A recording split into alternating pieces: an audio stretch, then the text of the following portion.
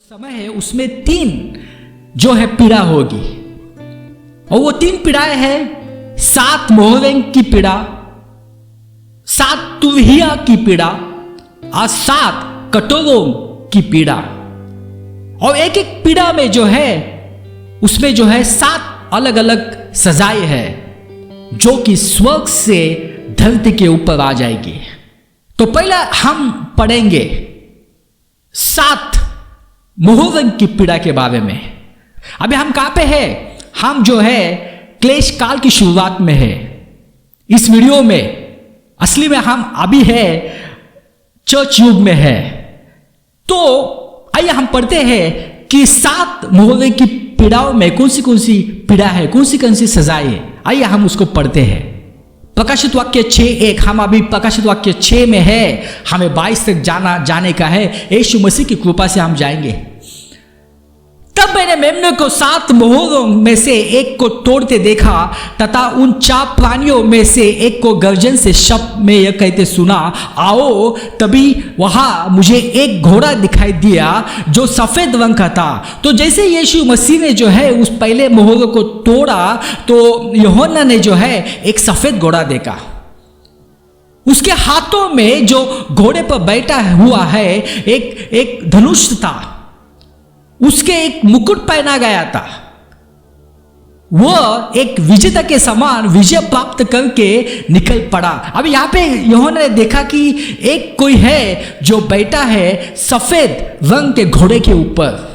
अभी सफेद रंग जो होता है वो किसका प्रतीक है? सफेद रंग जो है वो शांति का प्रतीक थे। तो जो बैठा था वहां पे उस घोड़े के ऊपर, तो वो एक संदेश दे रहा था, वो एक शांति का संदेश दे रहा था। मगर जो बैठा था वो था ईसा विरोधी, वो मसीह विरोधी था। और वो जो है वो शांति का संदेश दे रहा था, मगर वो झूठी शांति का संदेश दे रहा था। वो लोगों को बेवकूफ बना रहा था। और ये जो ईसा विरोधी जो है वो लोगों को बेवकूफ बनाएगा। वो लोगों को कहेगा कि मैं आपको शांति दूंगा। जो यहूदी लोग हैं उनको कहेगा कि मैं शांति दूंगा, और यहूदी लोग उसके ऊपर विश्वास करेंगे, जो कि आप आगे पढ़ने वाले हैं। मगर जो बैठा है वो मसीह नहीं है, वो है ईसा विरोधी, और जो हमेशा यीशु मसीह की नकल करता है, क्योंकि उसको मालूम है यीशु मसीह भी सफेद रंग के घोड़े में आने वाले हैं स्वर्ग से। आइए हम उसको पढ़ते हैं। हम अभी जाएंगे प्रकाशित वाक्य 19:11। तब मैंने स्वर्ग खुला हुआ देखा, वहां मेरे सामने घोड़ा था, उसका रंग सफेद था तथा जो उस पर सवार था वह विश्वास योग्य और सत्य कहलाता। वह धार्मिकता में न्याय और युद्ध करता है। तो कौन बैठा है वहां पे? यीशु मसीह। तो ये जो मसीह विरोधी था, ईसा विरोधी, उसको मालूम था यीशु मसीह आने वाले हैं सफेद रंग के घोड़े में। तो वो भी जो है सफेद रंग के घोड़े पे आ गया, लोगों को बेवकूफ बनाया, यहूदी लोगों को बेवकूफ बनाया उसने। तो जो पीड़ाओं का समय की शुरुआत में जो है ईसा विरोधी का प्रवेश हो जाता है। आइए हम आगे बढ़ते हैं।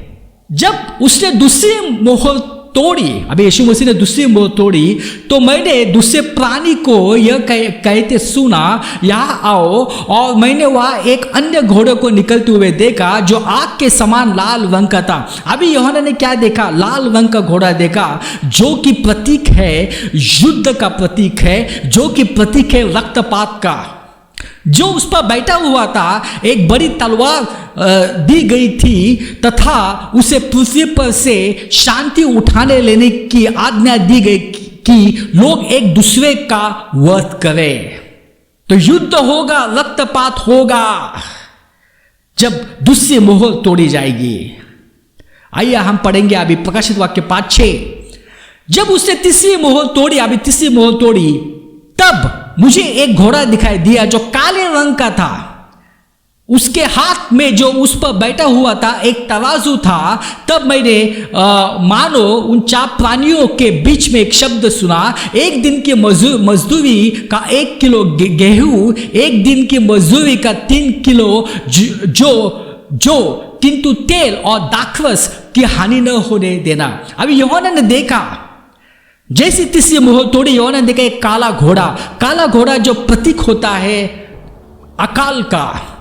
तो धरती के ऊपर अकाल गिर गया। और जैसे कि आपको मालूम है कि जैसे अकाल गिर जाता है तो सब कुछ जो है वो उलट-पुलट हो जाता है, हमारी अर्थव्यवस्था जो है उलट-पुलट हो जाती है और जो खाने के दाम बढ़ जाते हैं। तो यहाँ पे लिखा है कि एक दिन की मजदूरी के लिए सिर्फ 1 किलो गेहूं, यानी गेहूं की कीमत कितनी बढ़ गई, या तो 3 किलो जौ कितनी बढ़ गई। तो ये सब होगा जब तीसरी मोहर तोड़ दी जाएगी। अभी देखते हैं क्या हुआ। जब उसने चौथी मोहर खोली तब मैंने चौथे प्राणी को यह कहते हुए सुना, यहां आओ। तब मुझे वहां एक घोड़ा दिखाई दिया जो गंदले हरे रंग का था। अभी गंदले हरे रंग जो होता है वो किसका प्रतीक है? वो प्रतीक होता है बीमारी का। जो उस पर बैठा था उसका नाम था मृत्यु, अधोलोक, तथा उसके पीछे पीछे चल आ रहा था। उस पृथ्वी के एक चौथाई भाग को तलवार, अकाल, महामारी तथा जंगली पशुओं द्वारा नाश करने का अधिकार दिया गया था। तो कितने सारे लोगों की जान चली गई।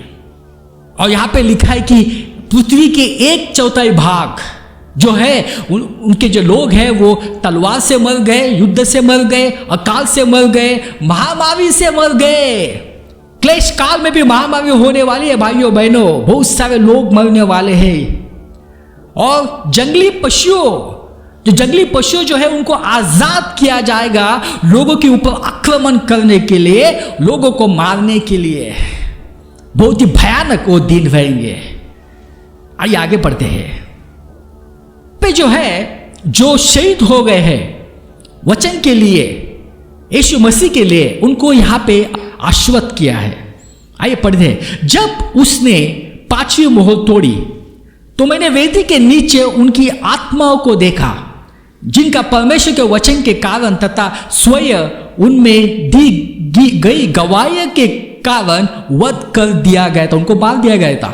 वे आत्माएं ऊंचे शब्द से पुकार उठी, कब तक सबसे महान प्रभु, सच पर चलने वाले और पवित्र आप न्याय शुरू करने के लिए कब तक ठहरे रहेंगे?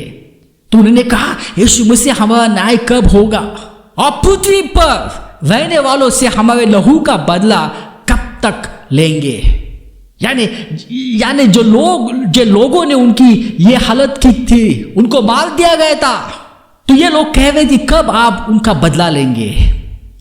उनमें से हर एक को सफेद वस्त्र देकर उनसे कहा गया कि मैं कुछ और प्रतीक्षा करे जब तक उनके उन सहकर्मियों और भाइयों की तय की गई संख्या पूरी न हो जाए जिनकी हत्या उन्हीं की तरह हो जाएगी। अभी यह हम क्लेश समय की शुरुआत में है, मगर क्लेश समय के अंत तक बहुत सारे जो है बहुत सारे जिन्होंने यीशु मसीह के ऊपर जो विश्वास करेंगे क्लेश समय में, उनको मार दिया जाएगा। इसलिए यहाँ पे बाइबल यीशु मसीह ने कहा कि आप कुछ समय के लिए इंतजार करना।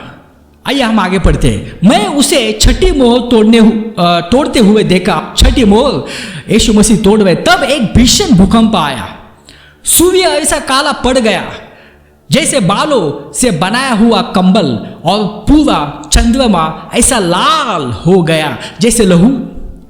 तारे पृथ्वी पर ऐसे आग गिरे जैसे आंधी आने पर कच्चे अंजीर भूमि पर आ गिरते हैं, वैसे पृथ्वी से तारे जो है वो नीचे गिर रहे थे।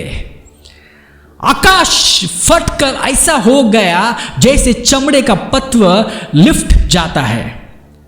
हर एक पहाड़ और द्वीप अपने स्थान से हटा दिए गए। भयानक।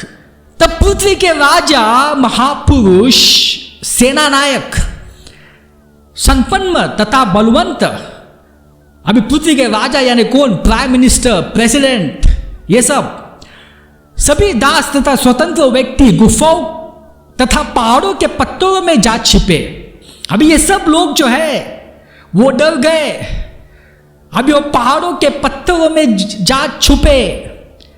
वे पहाड़ों तथा पत्थरों से कहने लगे, हम पर आग गिरो और हमें मेमने के क्रोध से बचा लो तथा उनकी उपस्थिति से छिपा लो जो सिंहासन पर बैठे हैं, क्योंकि उनके क्रोध का भयानक दिन आ पहुंचा है और कौन इसे सह सकेगा। अभी ये लोग जो है वो डर गए, वो पहाड़ों के पत्थरों में छिप गए।